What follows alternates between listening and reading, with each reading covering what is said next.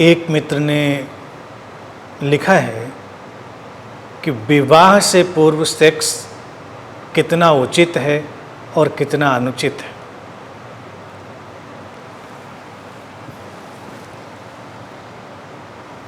देखिए, इस विषय को बहुत ही गंभीरता से, सजगता से और संवेदनशीलता से समझना होगा। बातें एकदम सीधी सीधी नहीं होती हैं, वो ब्लैक एंड वाइट में डिवाइड नहीं होती हैं कि हम सीधी सीधी कोई बात उन पर कह सकें। पहली और सबसे महत्वपूर्ण बात तो यह है कि जो समाज में और लोगों के मन में बड़ी प्रचलित धारणा है कि सेक्स व्यक्ति के जीवन में वैसे ही है जैसे भोजन और पानी, तो ये बात सत्य नहीं है। काम भावना, व्यक्ति के अंदर की जो नैसर्गिक काम वासना, सेक्स की प्रवृत्ति है, वो तो है, लेकिन वो उतनी आवश्यक नहीं है जितना भोजन और पानी। भोजन और पानी के बिना तो तुम जीवित नहीं रह पाओगे, लेकिन सेक्स के बिना तुम जीवित रहोगे, तुम मर नहीं जाओगे। वो इतनी बड़ी समस्या नहीं है। सेक्स व्यक्ति के लिए ना होकर व्यक्ति की प्रजाति के लिए ज़्यादा है। यानी कि ये जो स्पीशीज है व्यक्ति की, मानव की या किसी भी प्राणी की, वो आगे चलती रहे, इसके लिए वो आवश्यक होता है। वो चलती रहे इसीलिए प्रकृति का एक सम्मोहन है, उसका एक दबाव है, उसके आकर्षण में लोग घिरते हैं। अब पूछा है कि विवाह के पूर्व सेक्स। अब विवाह भी देखो एक कंसेप्ट है, एक अवधारणा है। विवाह भी एक किस्म का खेल है और विवाह नहीं करना भी एक किस्म का खेल है। लेकिन जब खेल कहा जाता है तो उसका मतलब ये नहीं है कि वो फ्रिवोलस है, वो उच्छृंखल है। खेल के बहुत नियम होते हैं, उसके अपने कायदे होते हैं और उनके अनुसार ही हमको चलना होता है। विवाह पूर्व एक बड़ा सापेक्ष और रिलेटिव वक्तव्य है, यानी कि विवाह पूर्व किसको मानेंगे। विवाह की कोई उम्र तो तय नहीं है कि इतनी उम्र में विवाह हो ही जाना चाहिए, तो विवाह पूर्व किसको मानेंगे हम। तो इसको हम उम्र के साथ कैटेगराइज करके अगर देखें तो ज़्यादा आसानी होगी। देखो, जब बच्चा किशोर वय में जा रहा है, अपनी टीन एज में जा रहा है, एडोलेसेंट में जा रहा है, तो उसकी काम भावना सबसे प्रबल होती है। उसके शरीर में नया नया ये एक घटनाक्रम शुरू हुआ है, नया नया फिनोमेना आया है, वो उसको एक्सप्लोर करना चाह रहा है, समझना चाह रहा है। तो उस किशोर अवस्था में उसकी जो काम भावना है बड़ी वो दाम होती है, बड़ी प्रचंड होती है। उस समय ही उसके भटकाव की भी सारी गुंजाइश होती है। तो हमारे समाज में जो ट्रेनिंग होनी चाहिए बच्चों की, उनके साथ नॉलेज तो शेयर करना चाहिए और उनको दमन की तरफ नहीं ले जाना है, लेकिन उनको अवेयरनेस की तरफ ले जाना है। उनको ये बताना भी ज़रूरी है कि जीवन में और भी चीज़ें बहुत महत्वपूर्ण हैं।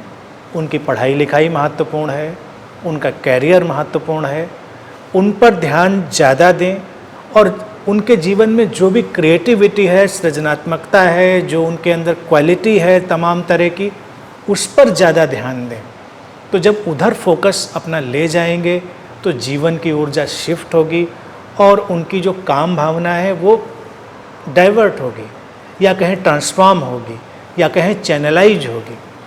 तो उस उम्र में उसको चैनलाइज करना बहुत ज़रूरी है। अगर उसको चैनलाइज नहीं करेंगे तो भटकाव और बिखराव बहुत होगा। जीवन में कुछ तो नियम डालने पड़ते हैं जिससे जीवन विकसित हो। भगवान बुद्ध ने भी समाज में अपने साधकों के लिए पंचशील का एक सिद्धांत डाला, बड़ा महत्वपूर्ण था। तमाम ऐसे धर्मगुरु आए जिन्होंने ऐसी टीचिंग्स दी जिसमें शील का कोई स्थान नहीं था। सेक्स पर उन्होंने बात तो करी, लेकिन सेक्स में शील की बात नहीं थी, तो व्यक्ति के अंदर भटकाव आ गया। अब शील की अगर बात देखें तो उसमें वो पंचशील की बात करते हैं और बड़े ही सरल शब्दों में वो कहते हैं अहिंसा होनी चाहिए, अपरिग्रह होना चाहिए, अचौर्य होना चाहिए, अकाम होना चाहिए व्यक्ति के जीवन में, अप्रमाद होना चाहिए। यानी कि हम ऐसी जीवन शैली जिएं जिसमें हम हिंसा ना करें, हम ऐसी जीवन शैली जिएं जिसमें हम आवश्यकता से ज़्यादा अपने पास इकट्ठा ना करें, वही अपरिग्रह है। और अकाम यानी कि वो व्यभिचार से दूर रहने की बात भी करते हैं, यानी कि वो फ्रिवोलस जो सेक्सुअल रिलेशंस हैं, काम संबंध हैं, उनसे हटने की बात भी करते हैं। अब तीसरे पायदान पर अगर हम इसको ले आएँ तो देखें ये बड़ी एक दूसरे से जुड़ी हुई चीज़ें हैं।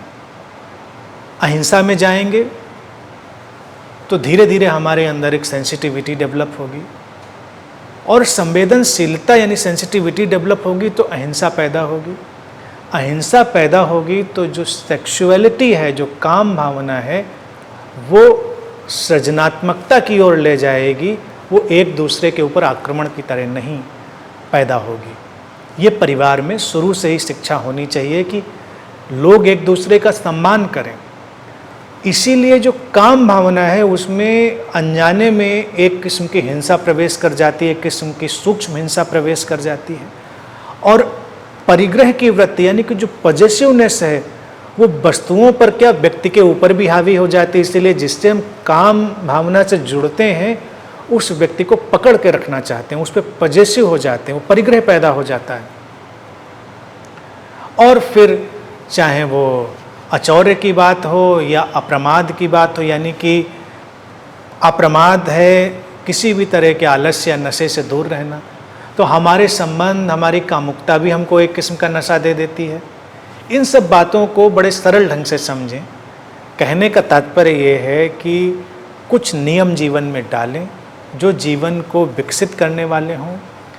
सेक्सुअलिटी से भागना नहीं है, उसका सम्मान करना है, लेकिन उससे भी ज़्यादा हमें अपना और दूसरे का सम्मान करना है। और जब हम दूसरे के जीवन का सम्मान करेंगे, उसके प्रति अधिकाधिक संवेदनशील होंगे, तो हमारे अंदर काम भावना होने के बावजूद भी हम उसकी पूर्ति के लिए कभी आक्रामक नहीं होंगे, विक्षिप्त नहीं होंगे, क्योंकि हमारे टॉप प्रायोरिटी पे, सबसे प्रमुखता पे संवेदनशीलता है और जीवन का सम्मान है। अगर तुम किसी व्यक्ति के जीवन का सम्मान करते हो, उसके प्रति अतिशय रूप से संवेदनशील हो, तो तुम उसका उपयोग कैसे करना चाहोगे? ज़्यादातर विवेकहीन काम संबंधों में तो लोग एक दूसरे का उपयोग करते हैं और वो एक दूसरे को वस्तु में बदल देने की प्रक्रिया होती है। इसीलिए जो ये सेक्सुअल रिलेशन है व्यक्ति के अंदर एक किस्म की कुंठा लाते हैं, एक किस्म की निराशा लाते हैं।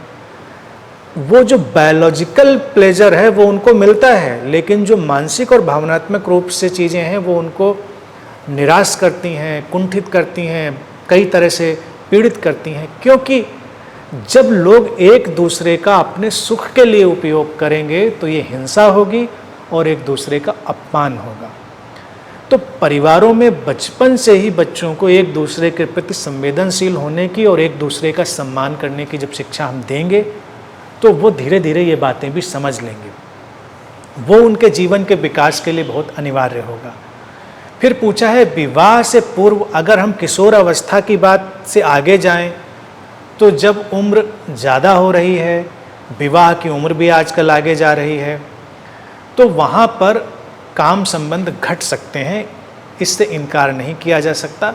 और उनको भी मैं स्वाभाविक मानूंगा, उनको बहुत गलत मानना उचित नहीं होगा, क्योंकि विवाह एक सामाजिक आयोजन है काम संबंध में जाने का। और कोई व्यक्ति जो मैच्योर है, अपने पढ़ाई लिखाई कर चुका है, सेटल्ड है, और वो आपस में दो लोग ऐसे तय करते हैं कि वो काम संबंधों में जाएंगे, तो ये उनकी आज़ादी है, इससे किसी को परेशानी नहीं होनी चाहिए। अनैतिकता का प्रश्न नहीं है। देखिए, एक व्यक्ति तमाम संबंधों में जा रहा है, तो जैसे शील की बात मैंने कही थी, फिर वो आएगा व्यभिचार की श्रेणी में। तो व्यभिचार में नहीं जाना है हमको, फ्रिवोलस सेक्सुअल रिलेशंस में नहीं जाना है, लेकिन उसमें भी एक निष्ठा तो होनी चाहिए। विवाह के बिना भी दो लोगों के भीतर निष्ठा हो सकती है, एक दूसरे के प्रति सम्मान हो सकता है। और विवाह के बावजूद भी दो लोगों की एक दूसरे में निष्ठा नहीं हो सकती, एक दूसरे के प्रति सम्मान नहीं हो सकता। तो यहाँ पर विवाह या न विवाह की स्थिति बहुत बड़ा क्राइटेरिया नहीं है। मेरे लिए जो सबसे महत्वपूर्ण क्राइटेरिया है वो है निष्ठा का, यानी कमिटमेंट का, और एक दूसरे के प्रति गहरे सम्मान का। अगर दो वयस्क स्त्री पुरुष के बीच में ये घटना घटती है तो वो विवाहित नहीं भी हैं तो ये उनकी स्वतंत्रता है, विवाहित हैं तो भी उनकी स्वतंत्रता है।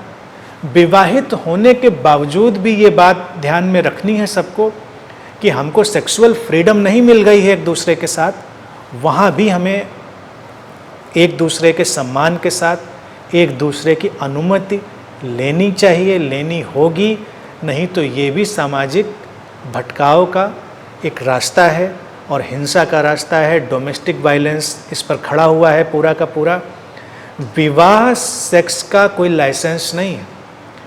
विवाह होने का मतलब ये नहीं है कि तुम एक दूसरे के साथ सेक्सुअल रिलेशन रखने के लिए पूरी तरह अब लाइसेंस्ड हो गए हो। तुमको अभी भी व्यक्ति की अनुमति लेनी पड़ेगी। अनुमति का अर्थ है उसके मन को समझना पड़ेगा, उसकी भावनाओं का सम्मान करना पड़ेगा, तो विवाह भी अच्छा होगा। और विवाह के बिना भी ऐसे संबंध हैं तो उनको भी हमें सम्मान के साथ देखना पड़ेगा। बाकी रहा एक कच्ची उम्र में ऐसे संबंधों में जाने की बात, जब व्यक्ति के लिए शिक्षा बहुत ज़रूरी है, जब उसके लिए उसका कैरियर बहुत ज़रूरी है, तो उचित है इन सब बातों से वो दूर रहे, जो कि बिल्कुल भी मुश्किल नहीं है। अगर वो अपने क्रिएटिविटी में, अपनी पढ़ाई में अपने ध्यान को लगाता है तो कोई भी मुश्किल नहीं होती। तो पहले अपनी पढ़ाई पूरी करें, अपना कैरियर बनाएं, सेटल्ड हों, और जब पूरी तरह से सक्षम हों, समर्थ हों, और कोई ऐसा तुम्हारा पार्टनर, तुम्हारा साथी तुम्हारे साथ जुड़ता है तो उसके प्रति एक सम्मान रखें, उसके प्रति एक निष्ठा रखें, और उन भावनाओं के साथ अगर सेक्सुअल रिलेशन में जाते हैं तो उसमें कोई अड़चन नहीं।